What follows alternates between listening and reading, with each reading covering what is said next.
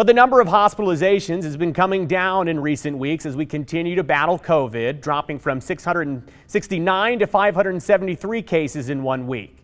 Well, the decline in hospitalizations, though, is not sharp enough for some event organizers to bring back events in person. Halloween, Thanksgiving, Christmas, all just around the corner, and so are many other holiday events. But again, a majority of them will be virtual. But at least one says they are willing to adopt the city protocols if it means that they can hold their event in person.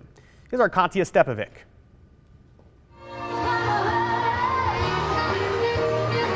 Tis the season of holiday floats, marathons, and gatherings. It is the 2019 Boise Holiday Parade.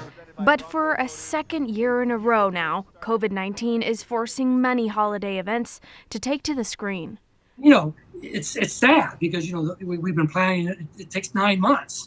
This year, the Boise Holiday Parade will skip downtown and march all the way to your living room. Why don't we do something virtually? And the reason is to keep the parade in the minds of the people for another year. Roger Lingle, the president of the Boise Holiday Parade, says after manning the floats for 22 years, the risk of holding the event in person was greater than any reward. So we felt it was just the right time and the safe thing to do. But that's not the case for the 5K Thanksgiving Day Turkey Trot in Boise, who will have virtual options, but will take their runs live in person in not one, but 2 locations this year. Just everything I've seen and all the experts that I've talked to, the risk with outdoor events is so minimal. Although the CDC says outdoor activities are safer than events in crowded indoor spaces, Turkey Trot is within city limits, which means they will need to adhere to the city's COVID-19 protocols by checking for negative COVID tests or proof of vaccination prior to the event, and having all participants fully masked until they start the race. Most small event companies aren't set up to legally handle people's personal medical information. So when we're collecting COVID vaccine information, the COVID test results, we have to hire a third party, an outside company that's licensed to handle that and store that data. In addition to the extra expense, Keith Hughes, the event director, says the event is taking another hit by the low levels of registered runners. The biggest thing we get is I'd love to do the event, but it's such a hassle having to find my COVID vaccine, scan it, upload it. It's just a hassle for people. So people are just skipping events. He expects to see registration anywhere from 30 to 55% below normal.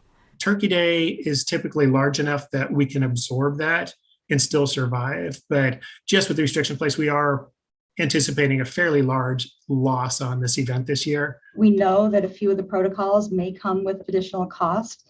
And we understand that from an event organizer position. At the end of the day, it really is about fighting this disease, making sure that we don't increase community spread, and protecting our community.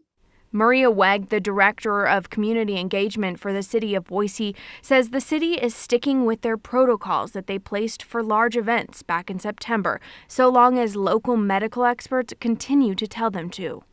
I know it's frustrating. We just have to be in it together and have a little bit more patience and really do the things that we know work. Vaccines work. Masking works. Physical distancing works. All of those things work. If we saw more people doing that more diligently, we'd be a lot closer to this pandemic being over. She added that most event organizers like Lingle are not opting to go virtual because of the city's protocols, but rather because they feel like it's the best decision for the sake of the community. Bringing people downtown might not be the best thing to do with all the hospital rooms in capacity. Even though we're sad about not having the parade in person, we just know it's the right thing to do. And Katya, I know you were calling across the Treasure Valley today to check on different events that people look forward to every year. And I'm curious, do we know other virtual events coming up? Well, I don't have it confirmed that majority of them are virtual, but just in doing my own research, I listed a few, and we'll pull that up on a full screen for you. You can see YMCA Halloween Christmas Run, fully virtual, Idaho's Food Bank Empty Bowls event, fully virtual, and canceled events. St. Alphonsus, really popular Festival of the Trees, canceled. Downtown Boise, tree lighting is not open to the public for tree lighting. So they're definitely pivoting, and I think last year many of them did go virtual. They kind of had that trial run and success successful trial run, if you will, to help them make the decision of what to do this year, and it seems to be the same, virtual. So it seems it'll be pretty similar to last year, and I know that there was disappointment there, but we hear from the organizers they're doing their best to make even the virtual events the best they can. Yeah, and they want to do this year so that we can go fully in person next year. Okay, that's the goal and the hope. Kati will keep an eye on it. Thank you, and we're going to step away, but we'll be back right after this.